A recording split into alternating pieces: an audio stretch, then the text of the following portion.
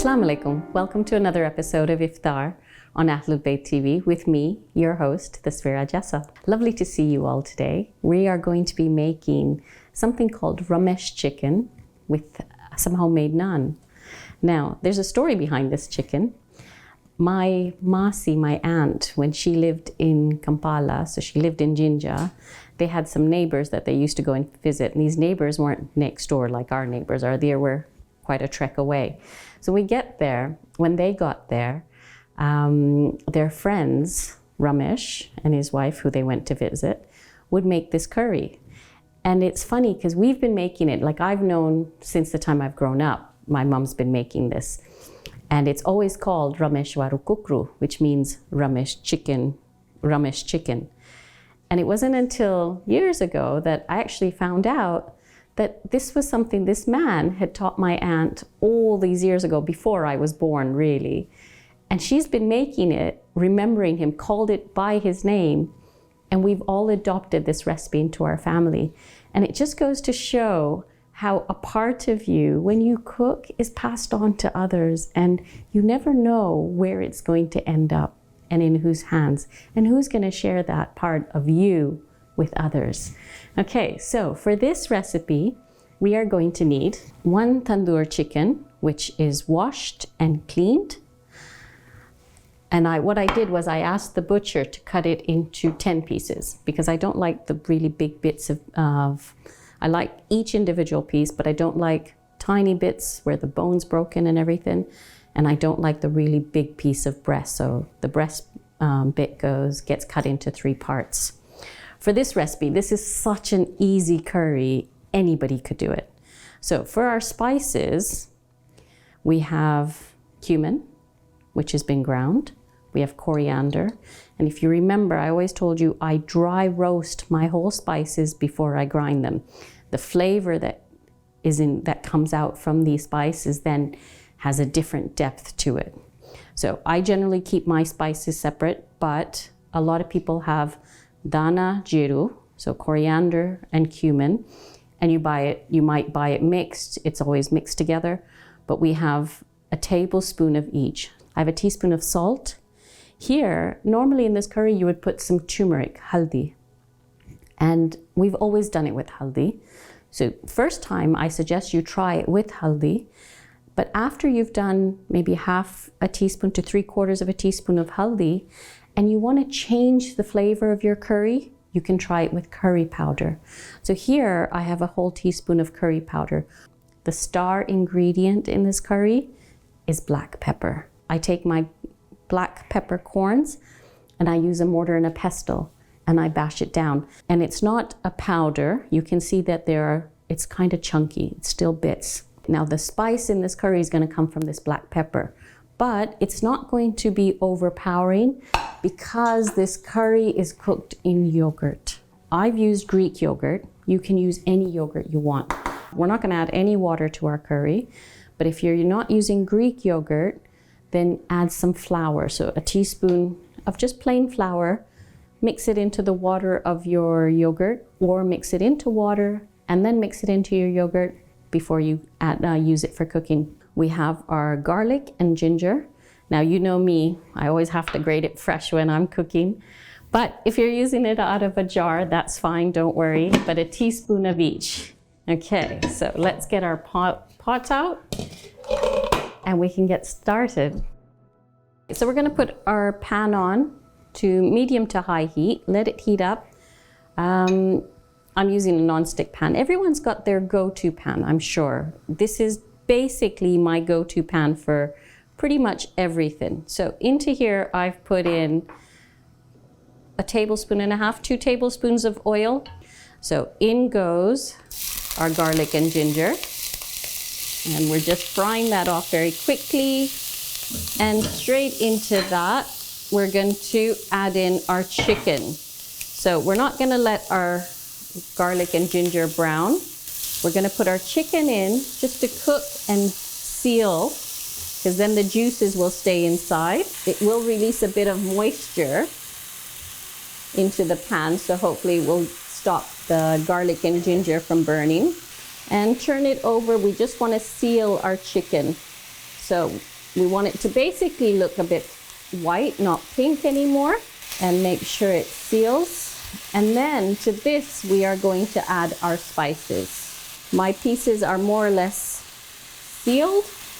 And into that, we're gonna add in the spices. So in goes the cumin, coriander, we have a tablespoon of each, a teaspoon of curry powder, but remember I did say maybe try it first with half a teaspoon to 3/4 of a teaspoon of turmeric. We've got salt, and I'm gonna save the black pepper for a minute. We're gonna put these spices in first. Now these will coat the chicken really nicely. I'm gonna turn the heat down just a little bit, and we're gonna mix this in. I've turned the heat down because I want a little bit of the water to remain in the chicken. If I do it from now, then all the water will straight away burn up. So in here, I have a 500-gram container or 500 mils of yogurt, and it's Greek yogurt to give us a creamy curry.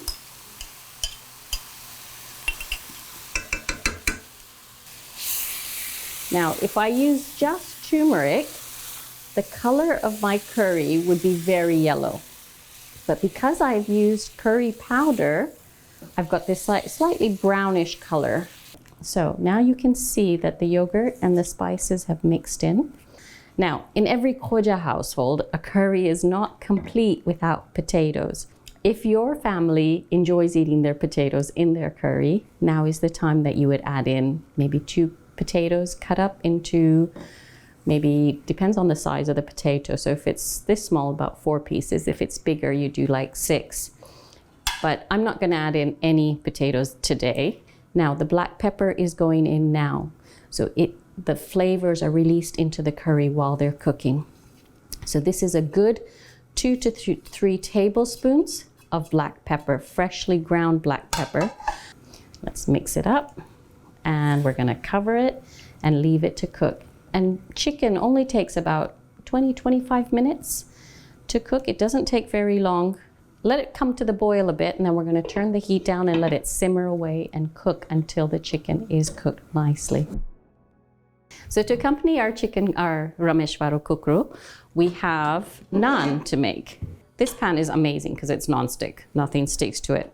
However, I wanted to show you a naan that would have been best in a tawa.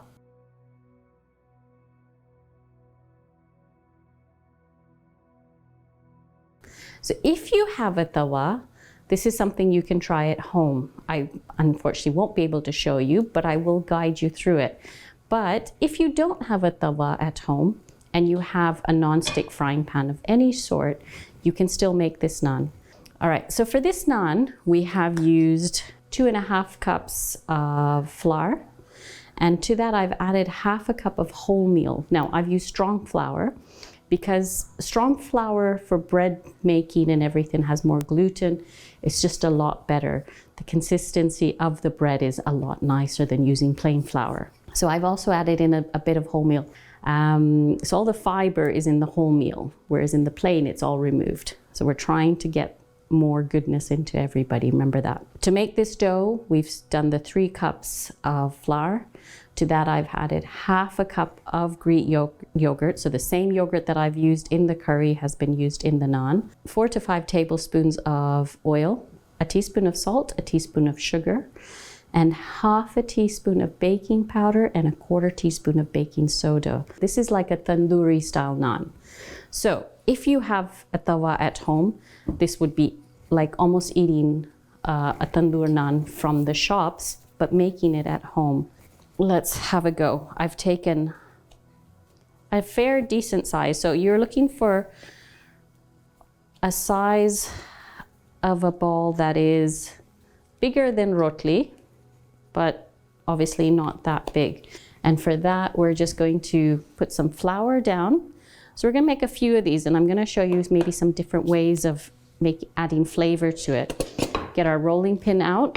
You can make naans, tandoori naans in the shape of a circle, or you can make them oval shaped. So they actually look different because our normal rotli is round. And bless, everyone gets a bit tired of round. And sometimes, if you're not very good at making rotli, they're not always really round.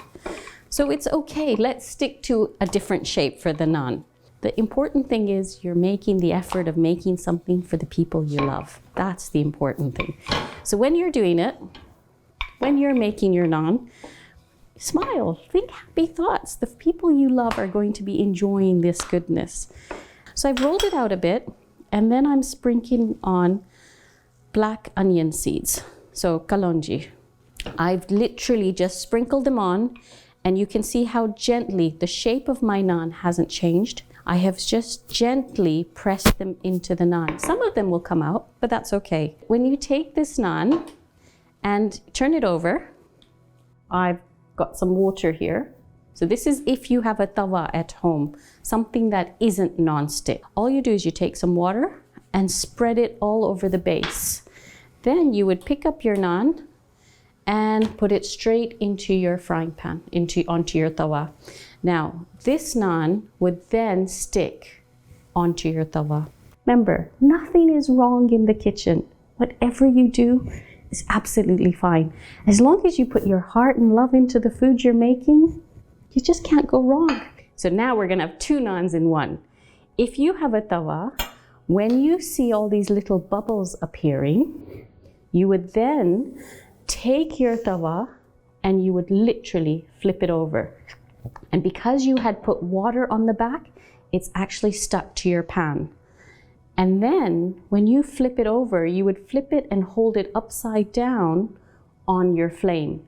And that would actually cook the top part of your naan. And it would sort of get brown. Some of the bubbles will get a bit of darker color on it, and it would rise. It is absolutely amazing, trust me. What I forgot to tell you was we put all the ingredients in our dough, and we needed a cup of warm water, and we have a nice soft dough. Now, the importance of this dough is when we make it, we're going to make it earlier on and leave it. So you can see how everything is going nice and brown in my naan. We're just gonna make sure it's cooked on each side properly. And that's how easy it is to make. So we're gonna do another one. Now I'm gonna give this a different flavor. So here I've got some chopped garlic, which I'm just going to spread over, and I'm gonna put some coriander into that, just on top. And just like we did with the black onion seed, we're just going to roll it into our naan. That's it, just like that. That way the ingredients are placed into the naan. You could, when I made my ball, I could actually put it in the coriander if you don't want it just for show on the outside. So we're gonna let that cook on that side. And remember, in the meantime, we'll have a quick look at our curry. And that is cooking very nicely. This is a little bit hot. Let me put it on the side. Our curry is cooking really nicely. Now this is a curry that's filled with we call it ras, but with a sauce. Now, again, this is a really nice sauce. This makes this a multi-purpose curry that can be eaten with naan, or it can be eaten with rice. So it goes both ways. We don't have to worry. We're gonna get our naan to cook on this side. And you can see the nice coloring on the back, and I can tell you by touching it, you can hear it. It's nice and crispy already. You can also, if you don't want to finish it in a frying pan, you can put it under the grill. So you could make it, turn your grill on, have it nice and hot, and just take your frying pan and put it under the grill for a different effect as well. And that's how quick it is, and with a different flavor altogether. So let's make up a few more naans, and in that time, our curry should be ready as well. Okay, so our naan's done. And by the time we finished our naan, our chicken curry, our Ramesh kukru, Ramesh chicken is finished. So you can see it's thicker.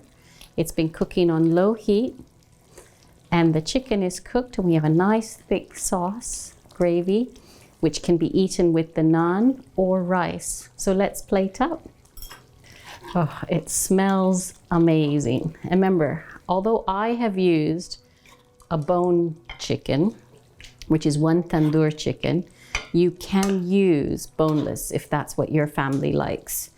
Our family, they prefer the taste of the bone chicken. I think it has a lot more flavor.